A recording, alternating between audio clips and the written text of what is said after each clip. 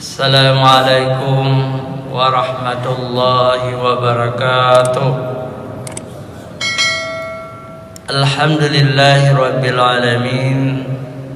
Wassalatu wassalamu ala Muhammadin wa ala alihi wa sahbihi ajma'in, amma ba'd. Puji syukur kita panjatkan kehadirat Allah Subhanahu wa taala, Allah pencipta semesta alam. Selawat dan salam kepada junjungan kita Nabi besar Muhammad sallallahu alaihi wasallam beserta keluarga dan sahabat beliau sekalian. Yang saya hormati guru-guru kami yang hadir di pagi ini, hadirin wal hadirat, shaimin wa shaiman, rahimakumullah. Pada kesempatan yang singkat ini, marilah kita saling mengingatkan, menggoda ibadah puasa kita, dan kita harus waspadai, yakni makhluk yang bernama syaitan. Syaitan ini jin yang terkutuk, diciptakan oleh Allah dari api. Dia lebih tua dari manusia. Adam dan Hawa sudah diciptakan lebih awal dari tanah. Setan diciptakan dari api, kemudian Adam dan Hawa diciptakan dari tanah. Setan ini iri hati terhadap Adam dan Hawa, karena Allah Subhanahu wa taala memberi ilmu kepada Adam, sedangkan untuk setan ini tidak diberikan ilmu. Akhirnya setan mampu menggoda Adam dan Hawa. Akibatnya makhluk ini semua diturunkan dari surga. Adam dan Hawa terusir, dan jin ini, setan ini juga diusir dari surga. Tapi alhamdulillah nenek moyang kita Adam dan Hawa bertaubat, taubat nasuha, diterima taubatnya oleh Allah, dan nenek moyang kita Adam dan Hawa nanti bersama kita dalam surga. Sedangkan musuhnya, penggoda iblis atau jin yang terkutuk ini, setan, tidak mau taubat dan tetap dalam kutukan, walaupun Allah memberi tangguh kepada makhluk ini sampai hari kiamat. Karena itulah kita harus mengerti bahwa di sisi kita ini ada mereka, mungkin tidak ada dalam masjid ya. Setan tidak ada dalam masjid sebenarnya ya. Ada di luar masjid ya. Setan atau iblis ini tetap menggoda kita, terutama orang-orang yang takwa. Orang takwa yang menjadi fokus godaan itu. Orang kafir mudah bagi setan. Orang munafik mudah digoda. Memang itu umpan mereka. Tapi kita orang beriman ini tidak mudah.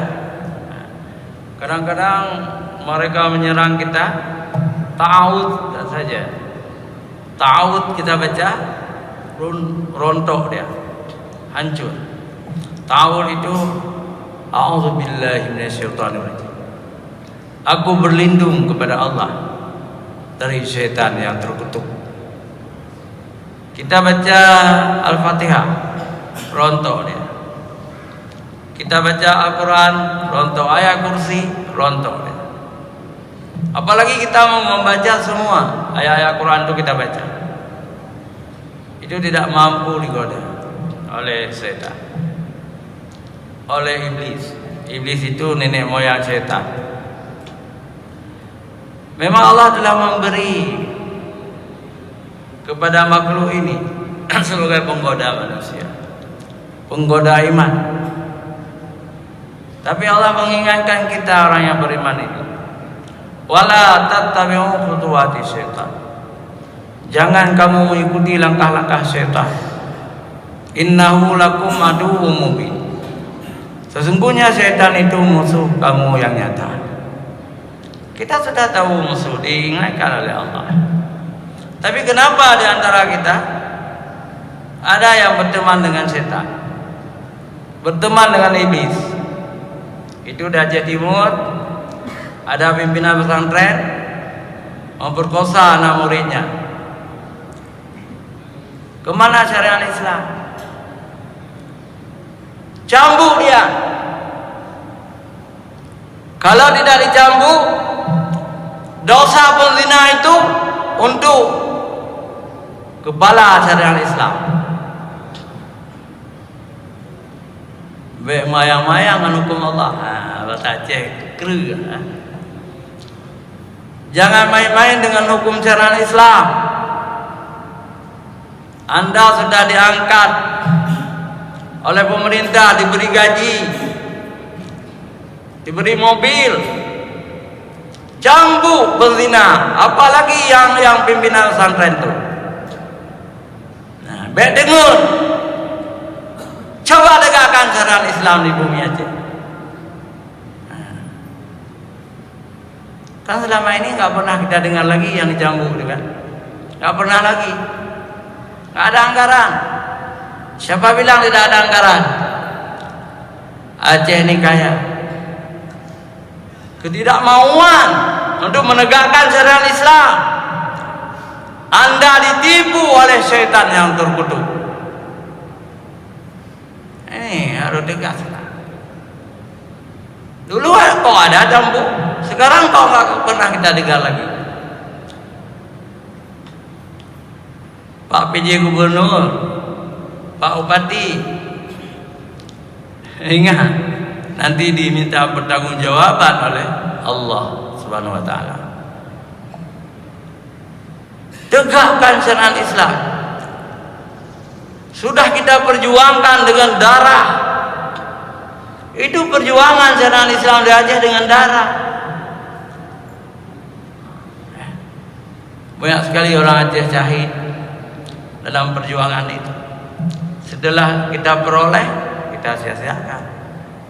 Itu bukan hanya dari Aceh Timur, ada di tempat-tempat lain juga. Kita tegakkan syariat Islam. Kita jadikan setan itu sebagai musuh kita. Innahu lakum aduwwum mubin. Sesungguhnya setan itu adalah musuh nenek moyang kita. Jadi kita juga harus menjadikan setan itu musuh kita. Innama ya'murukum bis-su'i wal fahsya wa an taqulu 'ala Allahi ma la ta'lamun. Sesungguhnya syaitan itu menyuruh manusia berbuat keji dan mungkar, dan menyuruh mengatakan kepada Allah yang tidak mereka tahu tentang Allah itu. Bagaimana cara syaitan menggoda manusia? Betapa banyak orang tidak mau menyebut Allah, diganti dengan Tuhan yang di atas sana, kan sering kita dengar. Tapi yang berpahala Allahu Akbar, Ilahi Rabbi, kadang-kadang tidak mau diucapkan. Tuhan yang Maha Esa, itu bukan bahasa Quran. Tuhan yang Maha Esa itu bahasa Sanskerta. bahasa orang Hindu. Yang di atas sana itu bukan bahasa Al-Quran. Katakan Allahu Akbar. Allah Subhanahu wa taala itu dapat pahala. Tuhan yang Maha Esa tidak dapat pahala. Karena yang Maha Esa itu banyak. Coba tanya sama orang-orang non-Islam. Kami juga Tuhan yang Maha Esa. Kata orang Kristen, kata orang Hindu, kami juga yang Maha Esa. Kata orang Buddha, kami juga yang Maha Esa. Kata orang Konghucu, kami juga yang Maha Esa. Kami yang tinggal di Indonesia ini semua yang Maha Esa. Padahal yang Maha Esa asli adalah Qul huwallahu ahad. Katakanlah hai Muhammad, Allah itu Esa. Itu yang Esa yang asli. Yang lain Esa pura-pura. Hindu meribe Tuhan itu Esa. Sampai lumau Tuhan ji doa. Si ben yang Tuhan ji di Hindu lah. Tapi Islam wahidun qahhar, yang satu yang sangat kuat, qawiyyun azim, yang sangat perkasa dan kuat. Allah Subhanahu wa taala, pencipta langit dan bumi, yang memberi rezeki kepada kita, yang menghidupkan kita, yang mematikan kita, yang sangat perkasa, yang membalas amal kita. Apa yang kita usahakan sekarang, hari akhirat dinampakkan, tidak pernah dirugikan, dibalas dengan surga amal saleh kita. Tetapi bagi kaum munafik, neraka. Bagi orang kafir, neraka. Kita ada harapan, tapi bukan pasti. La'allakum tattaqun.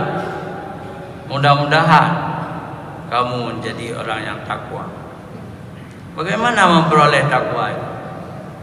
Tidak semudah kita ucapkan. Harus sesuai hati, otak, pekerjaan, amal, harus sesuai. Itu niat, ya.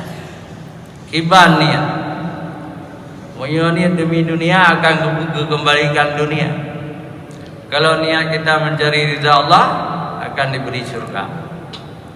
Maka dalam bulan Ramadan ada hadis sahih. Ini an Ibnu Umar, dari Abdullah bin Umar. Hadis ini sangat sahih, riwayat Bukhari dan Muslim. Man qama Ramadhana imanan wa ihtisaban ghufira lahu ma taqaddama min dzambi. Barang siapa mendirikan Ramadan. Bagaimana mendirikan Ramadan? Apakah Ramadan itu seperti masjid ada tiang? Bukan itu maksudnya. Yang disebut qama itu mendirikan Ramadan, menghidupkan syiarnya. Kita ke masjid seperti ini, salat jamaah 5 waktu, salat tarawih, bersedekah, mengeluarkan zakat, tadarus. Nah, itu mendirikan Ramadan. Tapi niatnya karena iman dan karena mengharap ridha Allah, baru diampuni dosa kita setahun yang lalu. Bukan karena niat-niat duniawi. Maka saya himbau bagi yang kaya, aghnia, apakah pejabat, apakah pemborong, apakah usaha-usaha lain, ini bulan menghitung zakat, kemudian keluarkan semuanya zakat itu. Jangan sembunyikan. Ini bukan harta manusia. Zakat itu harta Allah yang dititipkan kepada kita. Zakat itu rukun Islam. Tapi betapa banyak agniya, orang-orang kaya melupakan ini atau menyembunyikannya. Ada yang sebagian orang kaya itu tidak bisa menghitung. Ada tenaga sama kami. Ada tenaga sama kami. Atau langsung mencari sendiri orang-orang di Baitul Mal. Tapi di Mesir Raya kami siap juga membantu menghitung zakat Anda. Kemudian keluarga. Kalau tidak, itu dosa besar.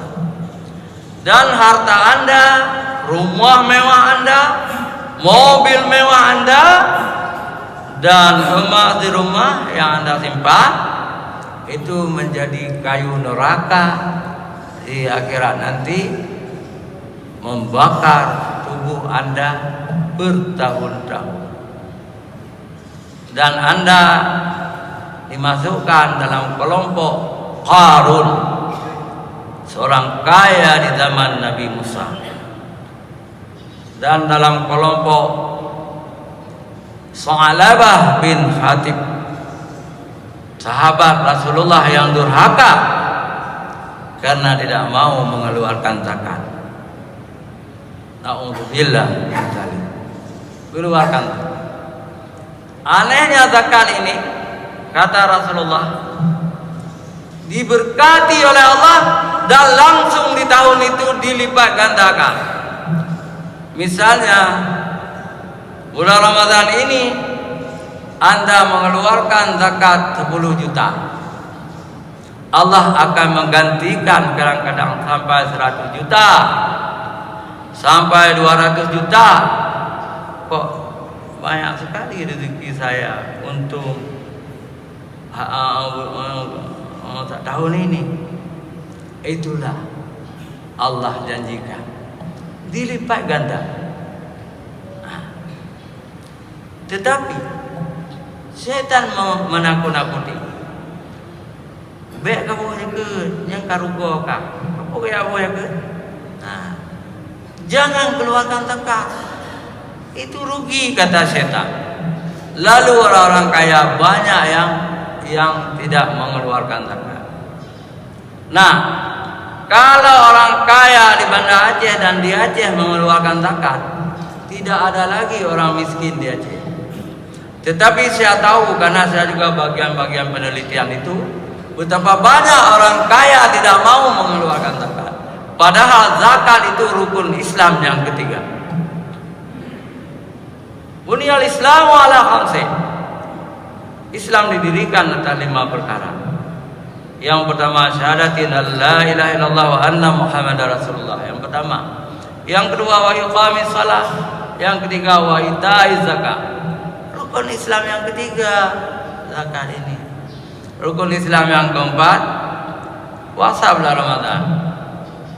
Dan rukun Islam yang kelima, naik haji ke Baitullah. Hadirin wal hadirat yang dirahmati Allah, shaimin wal shaimat. Kalau istri ajak suami, Pak, tahun ini kita keluarkan zakat. Kalau suami ajak istri, Dek, Ibu, tahun ini kita keluarkan zakat. Karena itu perintah Allah. Oh, saya orang miskin, saya tidak mampu mengeluarkan zakat. Di bawah zakat itu ada sedekah. Sedekah, bantu fakir miskin, anak yatim, sedekah. Ini sedekah ini juga masuk setan, ya. Setan masuk. Seorang bapak ingin memberi sedekah yang banyak kepada fakir miskin, anak yatim, tetapi istrinya tidak rela. Pakailah kau minum. Nah, itu karena setan. Bukan sekedar istri kita saja. Kalau istri kita itu orang biasa. Ini istri Khalifah Umar bin Khattab. Ketika turun ayat lan tanalul birra hatta